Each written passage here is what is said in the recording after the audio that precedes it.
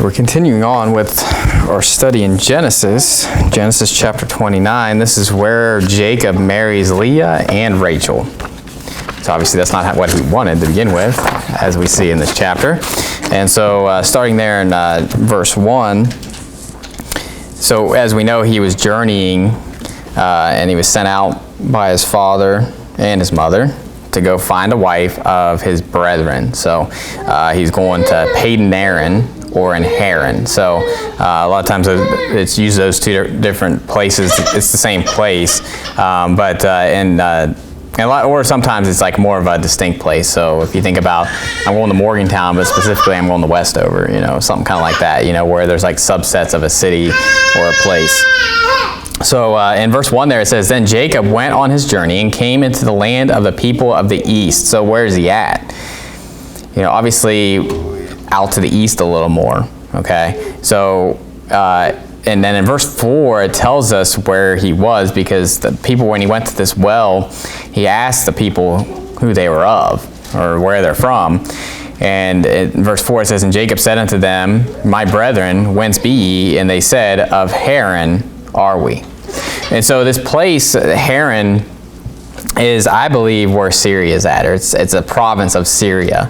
Because in Genesis 25, and just to kind of give you a little bit of backstory as far as what's Haran, why would his relatives even be there?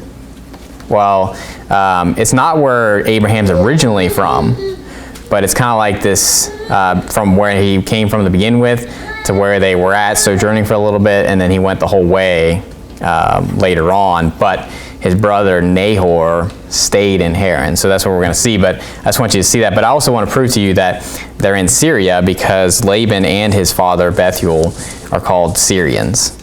Okay. And so in chapter 25, verse 20, it says, "And Isaac was 40 years old when he took Rebekah to wife, the daughter of Bethuel the Syrian of Padan Aram, the sister to Laban the Syrian." Okay, so both Bethuel, and if you remember, Bethuel was the son of Nahor, and obviously Laban is the son of Bethuel. So Bethuel was Rebekah's father. So that would be Jacob's grandfather, and Laban would be his uncle. Okay, and so they're Syrians though, and they're at Padan Aram, and that's where he told them to go. And it's also called Haran. Now, just to give you back to, why are they in Haran? We'll go to Genesis chapter 11. I know this is a review, but I just want you to see the geography of where they're at. So if you look on a modern day map, I believe Syria is the same place it was back then. So if you look at where Syria is at now, that's where you're dealing with it. And if you think of Babylon as more like the Iraq and like and Persia is more like where Iran's at. So some of these places, they still call them Persians, but you know what I mean? But their country may be called something else. So,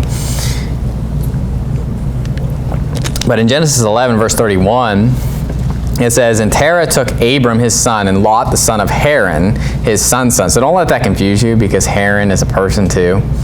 But they're also going to go to a place called Haran, okay? So don't let that confuse you. But it says, "And Sarai, his daughter-in-law, his son Abram's wife, and they went forth with them from Ur of the Chaldees." So where was he originally from? Ur of the Chaldees. Now, the Chaldeans, what country were they of? Or where were the Chaldeans? What is that always synonymous with? Babylon. So they came out of Babylon. That's where Abraham's family's from. But then they went to Syria before they came into Canaan.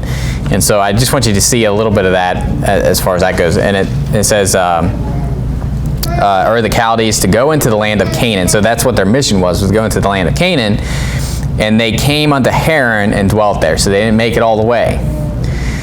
And it says in verse 32, "And the days of Terah were 205 years, and Terah died in Haran." So in Acts, I'm not going to go there for sake of time, but in Acts chapter 7, it talks about after his father died, he went into Canaan. Okay, and in chapter 12 and verse 4, it says, "So Abram departed as the Lord had spoken unto him, and Lot went with him. And Abram was 75 years old when he departed out of Haran."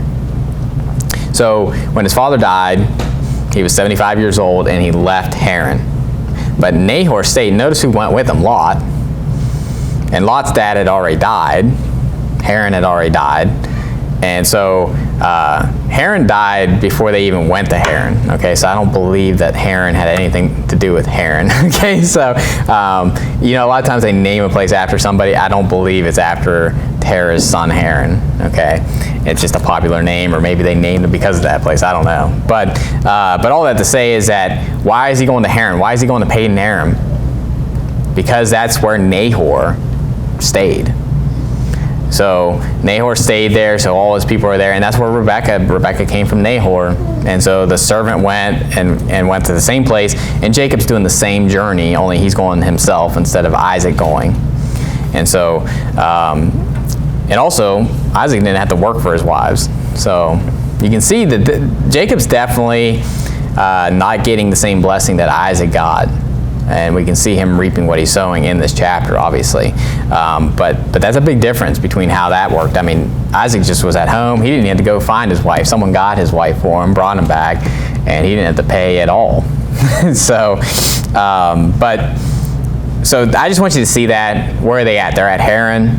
It's where Syria's at now, if you want to look at a map as far as where they're at. So he's not in, you know, in Canaan or where Israel would be, but he's outside of that to go find his wife. So, but in verse 2 there, he comes to this well in the field.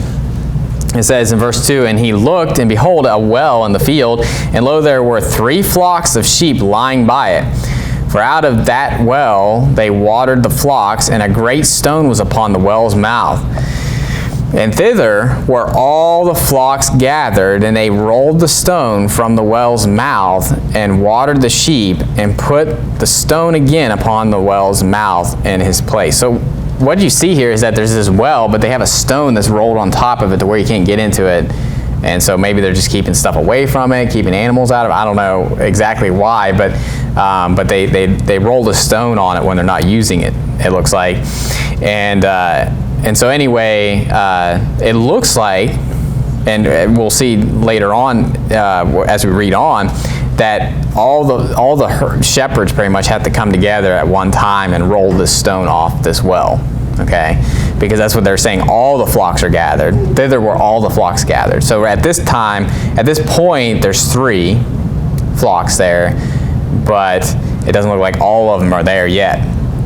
And so that's going to be important when we see what Jacob does, okay? Because in verse 5, notice what it says. In verse 5 it says, and he said unto them, Know ye Laban the son of Nahor? And they said, We know him. And he said unto them, Is he well? And they said, He is well. And behold, Rachel his daughter cometh with the sheep. And he said, Lo, it is yet high day, neither is it time that the cattle should be gathered together.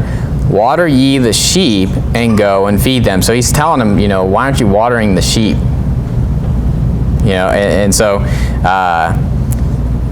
it's high day. Why aren't you watering them, right? So, and then in verse 8, they give the reason why. It says, and they said, we cannot until all the flocks be gathered together, until they roll the stone from the well's mouth, then we water the sheep. Notice they roll the stone from the well's mouth. So it's a multitude of people that are rolling the stone. So this thing must have been pretty heavy. And so basically they're waiting. They're there. There's 3 flocks that are already there. They're waiting to water their sheep, and they can't roll the stone away yet. And he's basically asking them who they are. And then he asks about Laban to see if he's well, you know, and all this stuff. And as he asks that, I guess what they're saying is that Rachel is approaching unto the well with his sheep. And so that's what he sees. Now that's what we're going to get to here in verse 9. In verse 9 it says, And while he yet spake with them, Rachel came with her father's sheep, for she kept them. Now notice what happens here. And it came to pass, when Jacob saw Rachel, the daughter of Laban, his mother's brother, and the sheep of Laban, his mother's brother, that Jacob went near and rolled the stone from the well's mouth and watered the flock of Laban, his mother's brother. So what do you have here? They just had a whole discussion on why they can't water the flocks, because they have to wait until all the flocks get there, and then they roll the stone away. But Jacob, imagine this, it's basically he's showing off for Rachel. Now this is where, I've heard a lot of preachers talk about Jacob and be like, oh, Esau's the tough guy and Jacob is this weakling. Like he's just this kind of scrawny guy, and it's like this typical a reason to not want to be strong or something like that. And for some reason in Baptist churches, it's a glory to be fat and be lazy and all this other stuff, or it's a glory not to be strong. No, I mean, obviously what's more important? Godliness is more important than bodily exercise. But, having physical strength, it says the glory of young men is their strength. And so there's something to be said about having strength, just physical strength. David had physical strength. Jacob had physical strength. And so he's showing that off, okay? And so obviously, ladies, you want a guy that's spiritually strong. That's first and foremost, right? But I don't think most ladies, I mean, I remember girls telling me they don't like muscular guys, but I'm like, you're just lying to me. That's all I can think of. Or they don't like guys that are strong or something like that. They like little weak guys. I'm like, I don't think so. I don't think that's the case. And I'm not saying you need to be a bodybuilder. That's not strength. I know people that don't look like bodybuilders at all that are extremely strong. That dad strength, right? Or that farmer strength. And you look at him and you say, that guy's not that strong, and then he can just bend a bar with his bare hands, or he can throw a hay bale over top of into a barn or something like that. And so I'm not saying you got to look strong, but there's a difference between looking strong and being strong. Same thing with women. Remember in the book of Proverbs in chapter 31, it talks about her strengthening her arms and strengthening her loins. And so you can think about, carrying children and doing all that stuff. Holly has a baby in her arms at all times. I'm like holding one of them. I'm like, I'm tired, and I go to the gym, But it's just one of those things where you get stronger, your arms get stronger, even doing like sewing, knitting, all that stuff. There's a thing that just takes strength into your arms. Whereas if I tried to do it, I would literally be like, I can't move my hands. Because it's one of those things that you learn strengths, and sometimes it's not always like, like your bench press or something like that. And so there's a lot to be said about strength in our lives. And so don't throw that out. You want to find something, and it's good for your health as well. Okay, you're going to feel better if you're in shape, or you're stronger. And so I wouldn't lift if I didn't want to be strong. But don't take that too far, okay? I'm not saying that we need to go crazy with it and just go overboard to where that's all you do, that's all you think about, and all that stuff. I think it just needs to be there. You need to say, hey, I need to be strong, and especially men, because we're to be the protectors. And if you think about it, especially back then, or not even that far back, just back in the day when men were the protectors, right? We're the ones that are supposed to protect the women and the children. And I think girls like that. I think my wife would like the fact that I wouldn't, if someone came up to him, she wouldn't be the strongest one in the group. That's all I'm saying, okay? If your wife is stronger than you, you need to get some strength. You need to go to the gym, okay? And I'm not the strongest guy in the world, but I guarantee you I could beat any girl in arm wrestling right now in this auditorium. Or I would even challenge any girl that's in the gym, just because men are stronger and women are the weaker vessels. But Jacob's kind of showing that off, right? He's almost kind of like, you can just imagine, she's coming up here like, I got this, baby, and just rolls this stone over, right? And, everybody else is probably looking at it like, what in the world just happened? And so I could see this, especially when you're younger and you're just trying to impress a girl.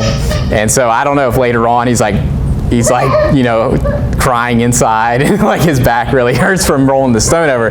But no, I think that maybe just the pure adrenaline of seeing Rachel And I can see this, like you're so happy, you see her, it's like love at first sight. That's what I see with this, with Rachel, is that he sees Rachel and it's like, that's the one, I want her. And he just like has this adrenaline in him to where he just like rolls the stone over. So, but that puts that out the window that he's a weakling, right? They just made this whole point about how all the flocks had to be there, and there was at least 3 there already. So that means 3 guys didn't think they had enough in them to roll that stone over, and he did it by himself. So anyway, I think that's a cool story. Every time I read that, that's what I think about it, him showing off to Rachel, is just be like, I got this, and just rolls the stone over. But notice in verse 11 that he meets Rachel here. It says in verse 11, it says, and Jacob kissed Rachel and lifted up his voice and wept. And Jacob told Rachel that he was her father's brother and that he was Rebekah's son. And she ran and told her father. So when he kisses her, I don't believe this is like a romantic kiss like you'd see in a movie or something like that. He just like goes up and just kisses her like Prince Charming or something like that. I believe this is just a greeting, okay? Because in the next verse, Laban kisses him. So let's hope that that's not a romantic kiss there, okay? So I believe it's a greeting, okay? So don't get in here and be like, well, this is okay for me to kiss my, like ladies or men to kiss your girlfriends, and like it's good that a man not touch a woman, before you're married. I'm not going to tell you that kissing is a sin, but I'll say this, that if you don't kiss, then other things aren't going to happen, okay? So it's better just to stay away from that kind of contact and all that stuff. Obviously, kissing them on the cheek isn't wrong, because the Bible says, actually go to 1 Peter chapter 5. This isn't the only place it's mentioned, but there's places in the New Testament where it talks about greeting somebody with a kiss of charity. Okay, and so this isn't our custom here, so don't start kissing me on the cheek. Okay, so I'm not saying it's wrong. It's just that would be strange, right? But there's cultures that have that custom where you kiss them on the cheek, and it's nothing. There's nothing nefarious about it. There's nothing queer about it. It's just how you greet somebody. But in the last verse of 1 Peter, so this is the send-off. It says in verse 14, greet ye one another with a kiss of charity. Peace be with you all that are in Christ Jesus. Amen. And so obviously their custom there was to greet someone with a kiss, okay? And obviously I believe it was on the cheek, okay? On the lips would be a little weird. But yeah, we're not starting that custom here, by the way. But all that to say is that I believe that's what that's talking about, is greeting someone with a kiss of charity. And so just as much as brethren, with Peter is telling brethren to do that, I don't believe, that's what I believe is happening here, okay? So he kisses her and then he weeps. So I don't know if he was just like bawling like a little girl. I don't think so, right? I think it was more just like tears of joy, that he had found her, that he found Laban's daughter.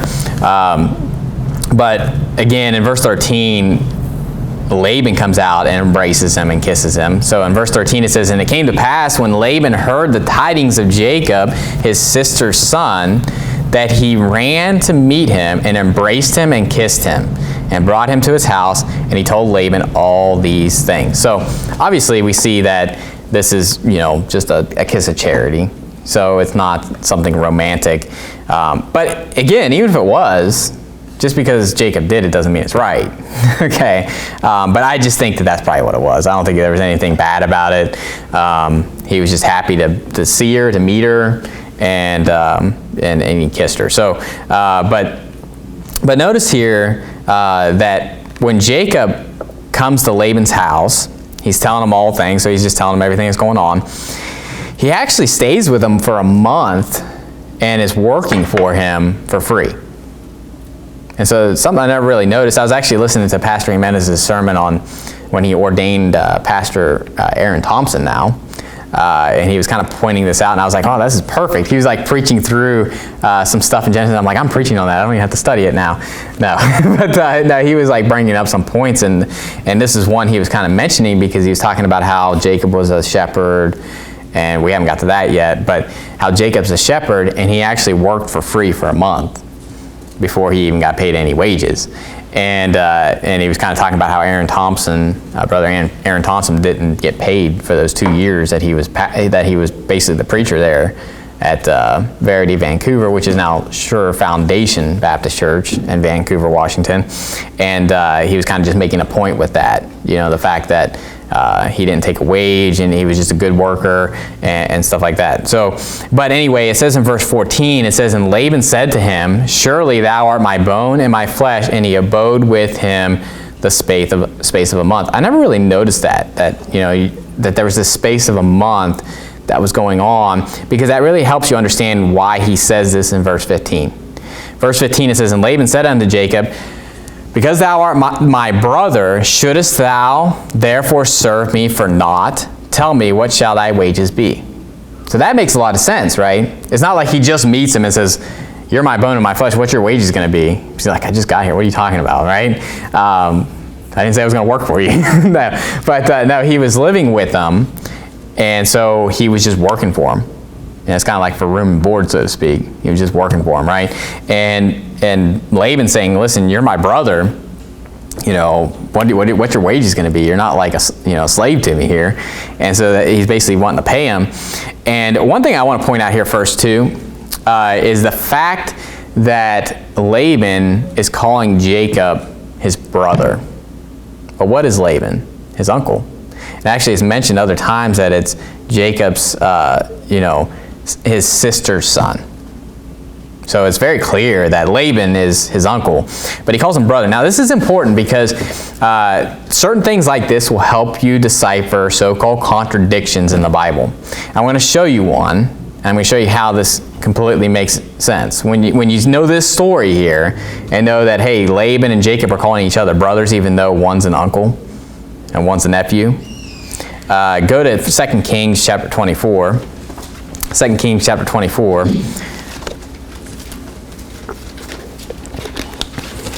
There's actually a couple things in this chapter I'm going to show you that helps you decipher some harder passages, or like in this case, it's a so-called contradiction.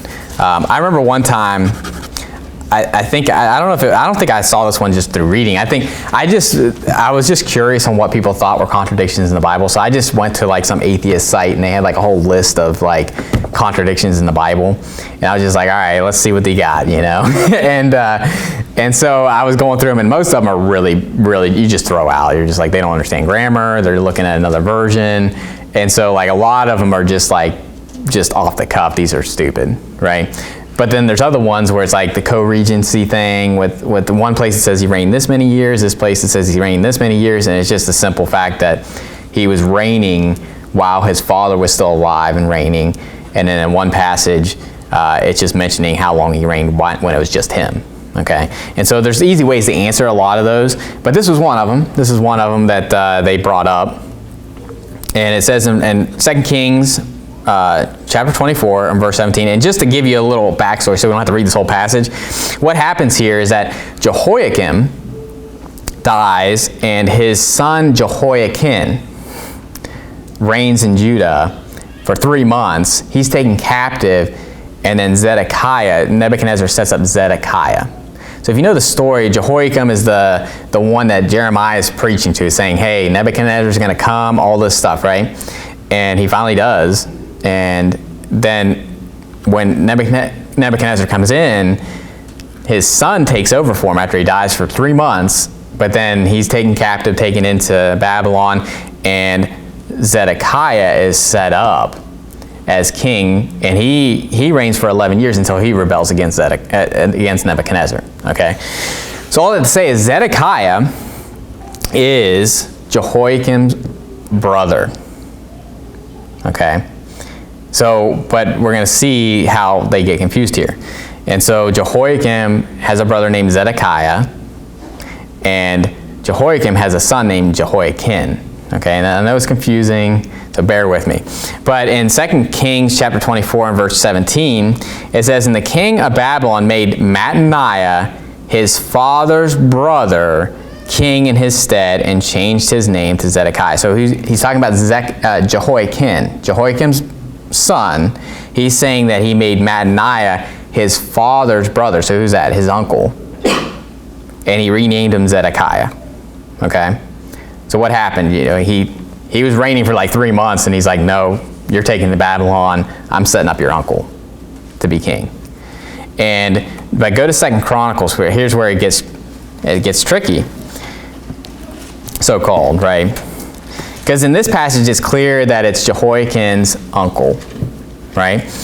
Well, in 2 Chronicles chapter 36 and verse 9, and if you know that 2 Kings, 2 Chronicles, these are parallel passages, so it's describing the same event. So that's where they get these so-called contradictions, because you're looking at two different tellings of the same story, and they're looking for discrepancies, okay?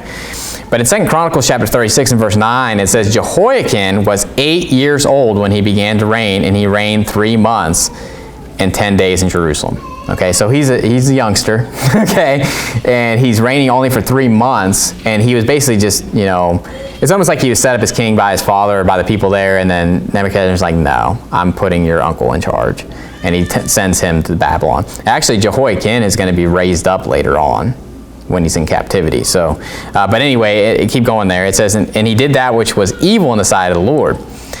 And it says, "And when the year was expired, King Nebuchadnezzar sent and brought him to Babylon with the goodly vessels of the house of the Lord, and made Zedekiah his brother king over Judah and Jerusalem." So in this passage it says it's Jehoiakim's brother. In the other passage it says it's his father's brother. So you can see how people say, well, that's a contradiction. One place it says it's his brother, another place it says it's his uncle. Well, it's not a contradiction when you understand that brother can actually mean your uncle. Because in Genesis chapter 29, we saw here that Laban is calling Jacob his brother, and Jacob's going to call him his brother. So they're going back and forth saying that, but they know that they're not like brothers like me and my brother are, right? And so it's just a term that the Bible's defining brother there. You know, it's your dad's brother. And so obviously the Bible is defining brother can mean an uncle. And it probably would also translate to that if you had an aunt, that would be your sister. Okay? And so the Bible terminology is very clear on this, so there's no contradiction. It's just Bible terminology and how it uses the word brother. And brethren sometimes doesn't mean brother, sister, or whatever. It can also mean cousins and just relatives and kin. Okay? And so, but I wanted you to see that so-called contradiction there, which is not really a contradiction, but yeah. So, but that's why Genesis has a lot of definitions. Think of the word repent. There's a great definition of the word repent. There's a lot of first mentions in the book of Genesis. Think of fruit. You know, people have a hard time understanding what fruit means in the New Testament, and if they just made it to Genesis 1, they know what we're talking about there. So there's a lot of stuff that is just first mention. Genesis is obviously going to be first mention of anything, right? Because if there's anything in Genesis, that's the first time, because it's the first book. And so it's good to go through Genesis and know Genesis, because it's going to help you be equipped for these other passages and when people throw out that type of stuff. Okay? And you may never have been hung up on it. You're like, yeah, I knew that, or it's not a big deal. But I have seen people say that type of stuff. So, but going back to Genesis chapter 29 and verse 16.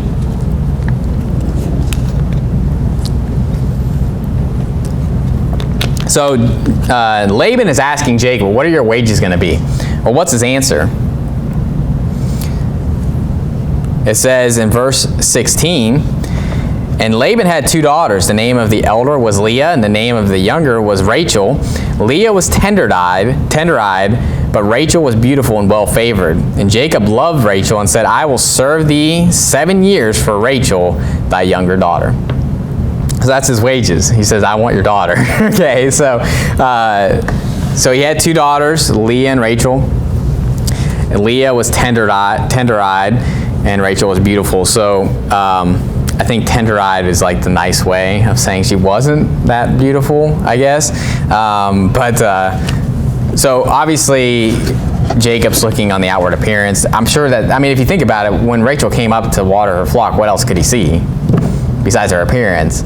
But Leah, what we'll see, and we're not really going to get into too much, Leah was actually, to what I could see, is probably the more godly wife. Okay, and so where you have beauty, a lot of times you have vanity, and you know, that's something that we need to kind of try to look past. Now, I'm not saying that not to be attracted to the person that you marry, but there's a lot of truth to be said about that. You know, trying to find the most handsome looking guy, ladies, you know, there's a lot of vanity in that. There's a lot of pride and arrogancy when people are very good looking. And same thing with men when you're looking for a lady. You know, when they're extremely beautiful or like a supermodel, a lot of times the reason they look like a supermodel is because they did a lot of work to make themselves look that way, or they spend a lot of time in the mirror to make themselves look that way. And so when you need to be looking for godliness, okay? And I don't think, it doesn't say Leah was like, looked like a goat or anything like that. I don't think that that's what we're dealing with here, okay? I think when you compare them, though, I think what they're doing is comparing the two. And here's the thing, Jacob's going to be tricked by Laban to marry Leah. That means they had to be pretty similar in their physique, okay? To be tricked like that, I mean, she couldn't have been a heifer, and then like Rachel's like this really skinny rail, okay? And all I'm saying with that is that I don't think that she was very ugly or something like that. I think she was just not as pretty as Rachel, okay? Rachel was like the one that was pretty and all this stuff. But you know what? A lot of times, those that aren't as pretty or aren't that handsome end up making up for it in their personality and end up making up for it in their humility. Because people that have everything, and I've preached on this before, you know, when I grew up in middle school and high school, I was always the shortest person.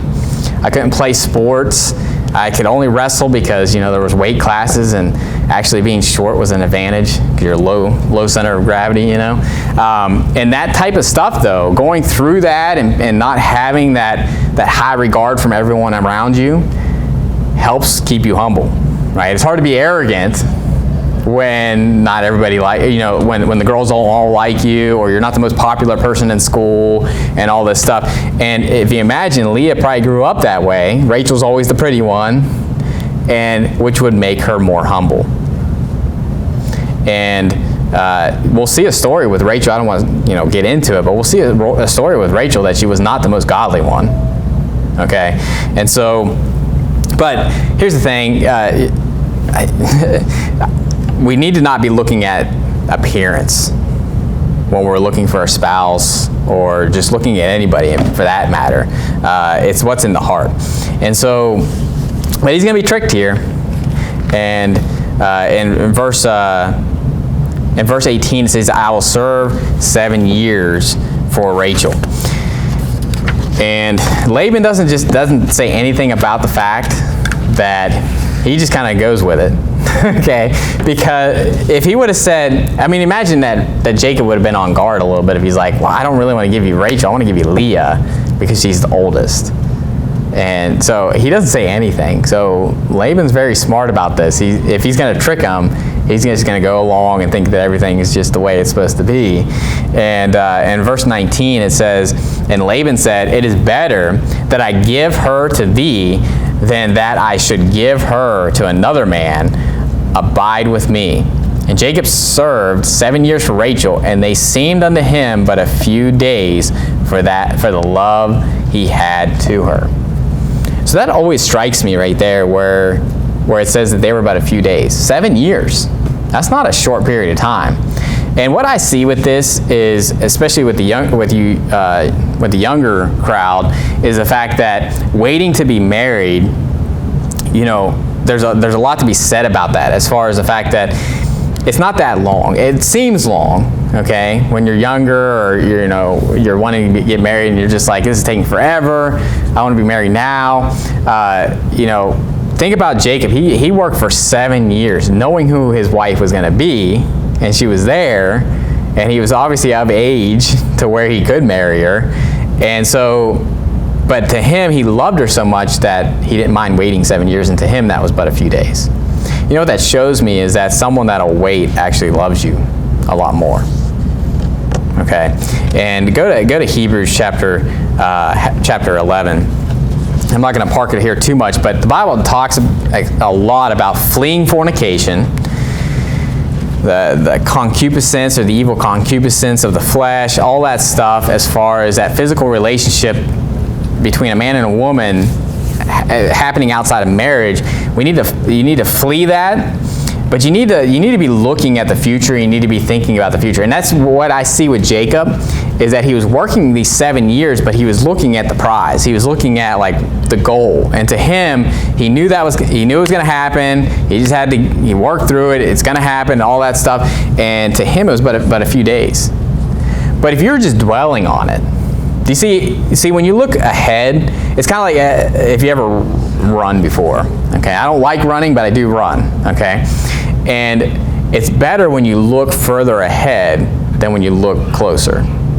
Because when you're looking closer, you're just like, like you're just thinking about how you're not there. But if you look ahead, you can kind of just keep that eye on the prize, not think about it. With running, I just have to not think about it. A lot of times I'll run throughout the week and it's just me running, but on Fridays, Dave will lift with me, Dave Gandy, and we'll run, and we're always just like, why is it so much easier to run when we're running together? Because we're always talking. Okay, and we're talking, which is ridiculous too, because I'm not a good runner, so I'm always just trying to breathe.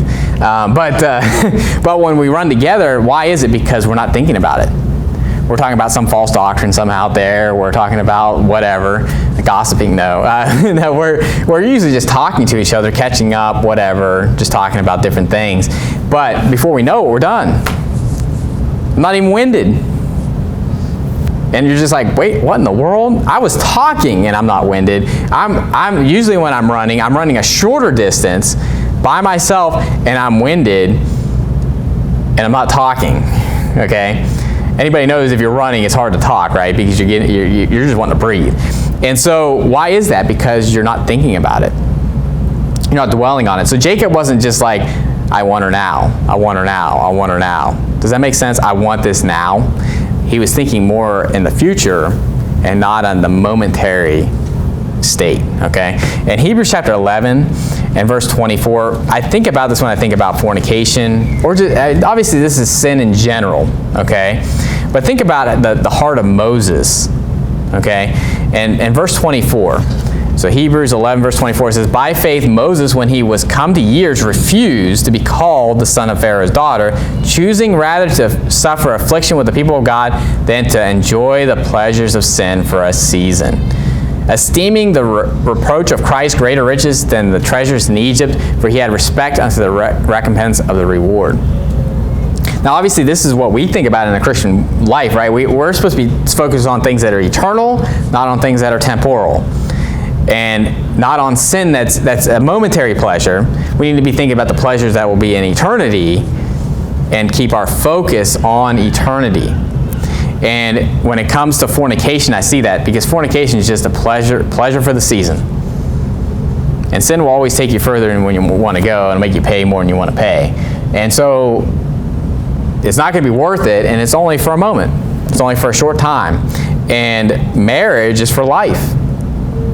So you have your whole life to enjoy being married and all that stuff with your spouse, but you need to flee fornication and have that heart of Jacob, where he loved her, and it was just but a few days to him, even though it was 7 years. And so you may say, well, I didn't get married until I was 29. I'm not recommending that, okay? But all I'm saying is that don't lose hope. If you're looking for a spouse or anything like that, find the right one.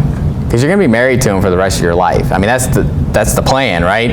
And so you need to have that in your mind that, we're going to be together for life, and, just think about that. So don't make some rash decision. I'm just going to get married to get married. Okay? Now, obviously, it's better to get married than to commit fornication. But at the same time, if you have the opportunity, you have the choice and all that stuff, you want to make the right choice and find the right person to marry. So, but going back to Genesis chapter 29, that's what I see when I see that. I see that he really did love Rachel, and he wasn't just focused on that physical act. He was focused on, he wanted her to be his wife, and he was looking into the future. He was looking at the light at the end of the tunnel, and it was snatched away from him later on here. But in chapter 29, verse 21, Laban is going to supplant Jacob. So if you remember what happened in chapter 27, Jacob supplants his brother Esau and steals his blessing, and it's coming around. And this is what we see. So he's first of all having to work for his wife, which Isaac didn't have to do. And now he's going to be beguiled into marrying the wrong daughter.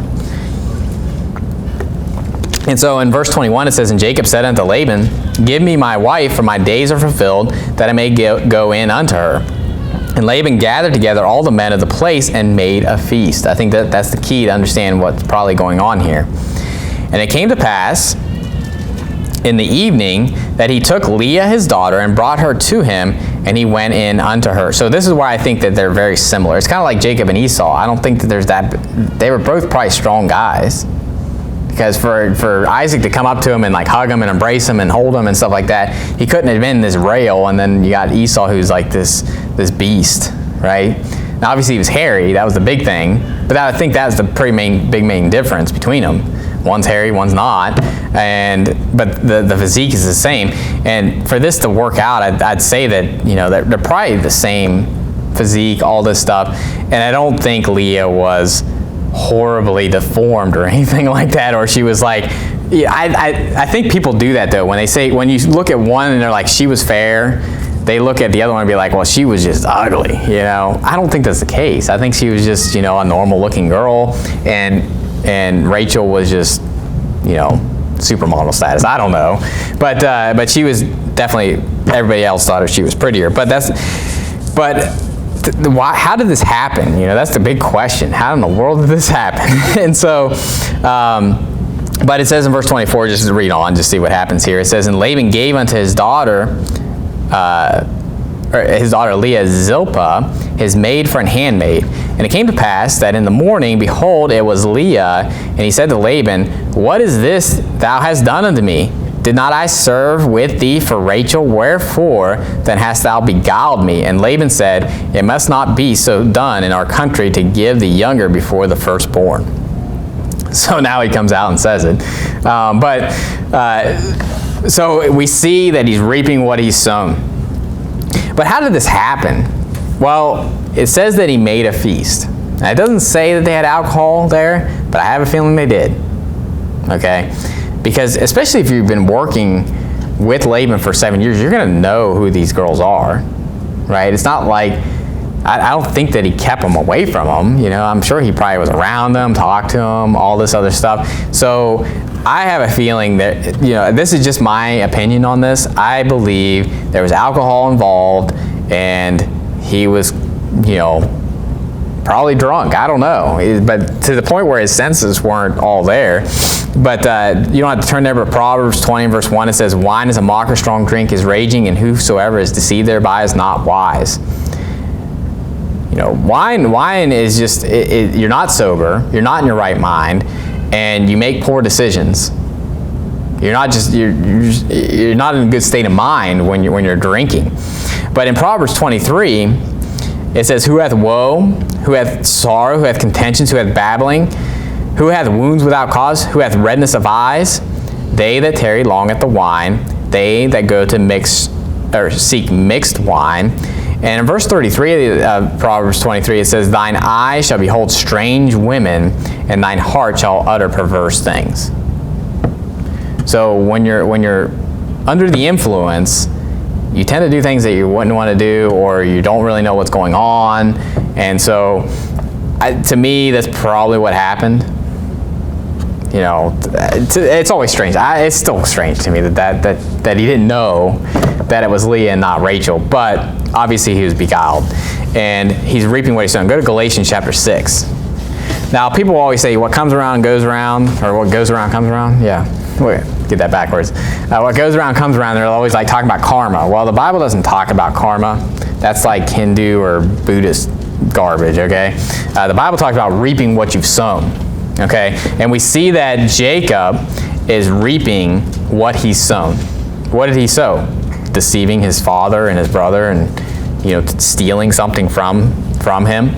And Galatians 6 and verse 7, it says, "Be not deceived, God is not mocked, for whatsoever a man soweth, that shall he also reap.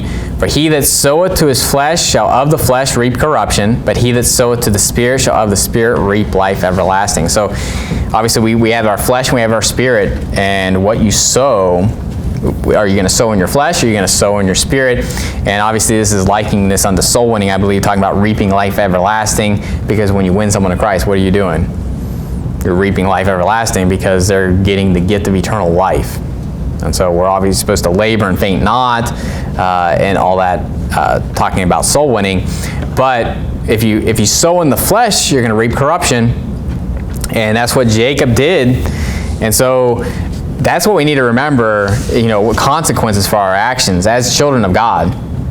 That this is telling us this, that God's not mocked, for whatsoever man soweth, that shall he also reap. I use this all the time out soul winning, after I explain eternal security and say you can never lose your salvation. But know this, that if you sow in the flesh, you're going to reap corruption in the flesh. So we still have consequences in this life in the flesh. And so don't think that you just have a get out of jail free card when it comes to just all consequences in life here. Now, obviously, you get a out of jail free card when it comes to hell. Yeah, that is faith alone, not by works at all. You believe on the Lord Jesus Christ, now shalt be saved. But when it comes to our walk in this life, in our flesh isn't regenerated. Our flesh is the old man. Our flesh still has the curse of the law on it, and we will suffer the consequences. But this is a classic example of reaping what you've sown. This happens to David. Remember when David commits adultery and then has Uriah killed? Doesn't he have a lot of reaping that happens after that of what he's sown? From losing the child, to losing his kingdom, to his other son, his son killing his one son. You know, think about it. His one son rapes his half daughter, or his daughter, and then that his one son kills that son, and then that son tries to take over his kingdom, and then he dies. And so there's a lot of reaping that happens to David because of what he did. And so we need to remember that as Christians, that God is not mocked. You know, don't think that you're going to get away with that type of stuff. Now, God is merciful, but he will not at all acquit the wicked. You know, the Bible is very clear on the fact that, you know, we're going to reap what we've sown, and we need to remember that. So, but going back to Genesis chapter 29 and verse 27, here's an interesting thing that's going on here, because he's obviously going to end up marrying Rachel as well. But look at verse 27 here, because it says in verse 27, "Fulfill her week, and we will give thee this also for the service which thou shalt serve with me yet 7 other years." And it says, "And Jacob did so, and fulfilled her week, and he gave him Rachel his daughter to wife also. And Laban gave to Rachel his daughter Bilhah his handmaid to be her maid. And he went in also unto Rachel, and he loved also Rachel more than Leah, and served with him yet 7 other years." Now, what's interesting about this passage is it talks about fulfilling her week. And there's 2 ways to look at this, okay? Is that this is a physical 7-day week, and then he's talking about Leah, saying like, you married Leah, you know, at least be with her for a week before you marry Rachel. and then served me for 7 other years for Rachel. And so those are two separate things, or the week is referring to the 7 years. And I'm going to show you, obviously, Daniel chapter 9, I'm going to show you that where those weeks are definitely years, like 7 years periods. So week would be more so a term that can mean a multitude, or 7. You know, it could be a week of months, or a week of days, or a week of years. And so I believe, you know, I'm kind of torn with where I'm at on this because of what's said later. So at first it seems like he's saying, fulfill her week, I'll give you Rachel. And basically, like, he marries Leah after he worked for 7 years. Then he works another 7 years, and then he marries Rachel. That's what it kind of sounds like at first, right? And it says in verse 28, it says, and Jacob did so and fulfilled her week, and he gave him Rachel his daughter to wife also. So that's kind of what it sounds like, right? If the week is the 7 years, he worked for another 7 years, and then he got Rachel. But then, notice what it says in verse 29. It says, and Laban gave to, or I'm sorry, in verse 30, it says, and he went in also unto Rachel, and he loved also Rachel more than Leah, and served with him yet 7 other years. So now it looks like he got Rachel before he served those 7 other years. Now, unless this 7 other years is talking about how he's going to work for him after that, because he does work for him for another, actually 6 years. He works 20 total years for Laban before he hits the road, okay? But to me, I think you could take it either way. I'm not 100% positive on this as far as the week being days. Like, just, it depends on whether the week is talking about Leah or if it's talking about Rachel. And to me, it almost looks like it's a week of days, and that he fulfills the week with Leah, and then he gives him Rachel before he does the 7-year work. So he gets Rachel, but then it's kind of like he's reimbursing kind of deal. That's the way it kind of reads, especially when you look at verse 30. Because you could say that 7, I guess the reason that I think that that's the case is because it says, and he served with him yet 7 other years. And that's exactly what he says in verse 27. It says, thou shalt serve with me yet 7 other years. So to me, that's what it looks like. It looks like he marries Leah, and instead of like giving him Rachel that day, you know, right after he married Leah, basically there's like a week where they're together, honeymoon, I don't know. And then after that week, Rachel's given to him, and then he works another 7 years for her, kind of like back payment. So that's the way it reads to me, just the way I'm looking at it. I used to take it as the week was 7 years, but I don't know. I don't see it that way. To me, I think the fulfill her week is talking about Leah. The her is talking about Leah. More so because I just think it'd be weird to, like, the way it reads, that's verse 30 is the smoking gun to me with that. You're probably like, I don't care. But that's, I'm just saying, like, when I read this, I'm always trying to figure out how, like, the timeline of it goes. Did he get Rachel after 14 years of being there, or did he get Rachel after 7 years, and then he worked that other 7 years for her? I think that's the way it looks like it reads. He went in also unto Rachel, and he loved also Rachel more than Leah, and served with him yet 7 other years. So it sounds like the serving, the 7 other years, happens after he already went in unto Rachel. So anyway, but I do want to show you, go to Daniel chapter 9, you know, that weeks can be talking about years. So that's where I would say, you know, there's a chance that it's talking about the fact that that it's years. But in that case, you know, when he says he fulfilled her week, he's talking about the 7 years for Rachel. So that means he worked another 7 years before he got Rachel. So I don't know if he could definitively prove otherwise, but I think verse 30 is kind of really showing that he got Rachel before he worked that 7 years. Just personally, that's the way I see it. And in verse 28, it says he fulfilled her week before he got Rachel. So to me, that's kind of how that works out. The fulfilling her week came before Rachel, and the working 7 other years came after Rachel. So those kind of separates those a little bit. I don't think it really makes that much difference. but all that to say is that's what I kind of see there. But in Daniel chapter 9, verse 24, this is a famous end times prophecy. This really gives you a lot of timeline aspects of end times. But in verse 24, it says, 70 weeks are determined upon thy people and upon thy holy city to finish the transgression and to make an end of sins and to make reconciliation for iniquity and to bring in everlasting righteousness and to set up the vision and prophecy and to anoint the most holy. Know therefore and understand that from the going forth of the commandment to restore and to build Jerusalem unto Messiah the Prince shall be 7 weeks and 62 weeks. The street shall be built again, and the wall even in troublous times. And after 62 weeks shall Messiah be cut off, but not for himself. Now, what I want you to see there is that, whether this is, I talked about this in the Age of the Earth, that this is probably the commandment to go rebuild the wall with Nehemiah and not the temple, because it's talking about rebuilding Jerusalem. And in troublous times, and obviously with Nehemiah, there was troublous times. They had to have a sword, and they worked with one hand, and they had the sword in the other hand, right? That this is clearly years. There's no way to get around this. I mean, it's already happened. From Messiah being cut off, what's that? Christ being crucified. So we know this is clearly years, and I was kind of showing you how that all fit. If that commandment did come from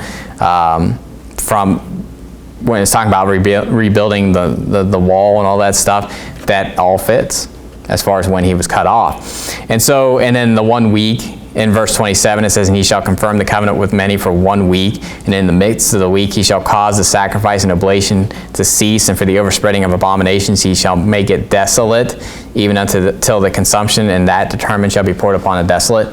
Talking about the abomination desolation having within the midst of the week.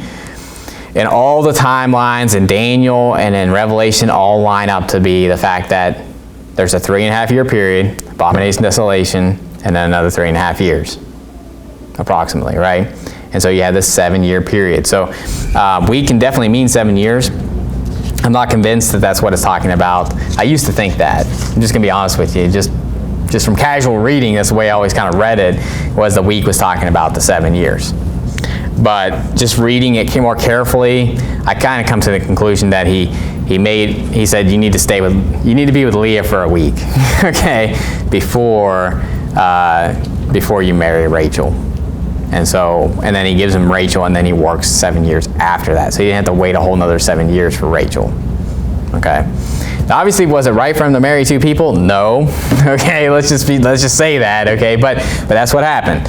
And so the end of the chapter here is where Leah gives birth to the four first patriarchs of Israel. And so I just want to read through this, because what you'll see here is that when they have children, when they give them names, they have meanings to the names. And so if you want to know what these names mean, just look at the passage of when they're born. Usually it'll talk about that. So in Genesis 29 verse 31 it says, and when the Lord saw that Leah was hated, he opened her womb, but Rachel was barren. And Leah conceived and bare a son, and she called his name Reuben, for she said. So notice that's why he's calling him Reuben, because she said this, what? Surely the Lord had looked upon my affliction. So you can see what Reuben is meaning. And I'm not saying I understand exactly, a short phrase of what, I don't think that if you were to say his name, that's what Reuben means, surely the Lord has looked upon my affliction. And the Puritans, this is a funny thing anyway, the Puritans, the ones, the pilgrims that came over across on the Mayflower and all that stuff, they were all about not using words, they would literally, instead of naming someone Reuben, they would say, surely the Lord hath looked upon my affliction. Be like, surely the Lord hath looked upon my affliction, come eat. They would literally name people what that name meant. And so it's really strange, okay? The Puritans were the ones when they were, the Gideon Bible, or the Puritans were the ones that when they were translating the King James Bible, they didn't like the word church. They wanted it to be congregation, everywhere. Okay, they were against words like that, or they wanted it to be spelled out. They didn't like transliterated words. They wanted stuff to be just said out what it's like. So that would be ridiculous. Okay, when you think about what these names mean sometimes. So it says in verse 33, so Reuben was born, And it says, and she conceived again and bare a son, and said, because the Lord hath heard that I was hated, he hath therefore given me this son also. And she called his name Simeon. So you can see in there what that's talking about being hated, and or being, there's probably, not necessarily meaning like I was hated, that's why I was named Simeon, but more so like the Lord heard that I was hated. The Lord heard me, or something like that. In verse 34 it says, and she conceived again and bare a son, and said, now this time will my husband be joined unto me, because I have borne him 3 sons. Therefore was his name called Levi.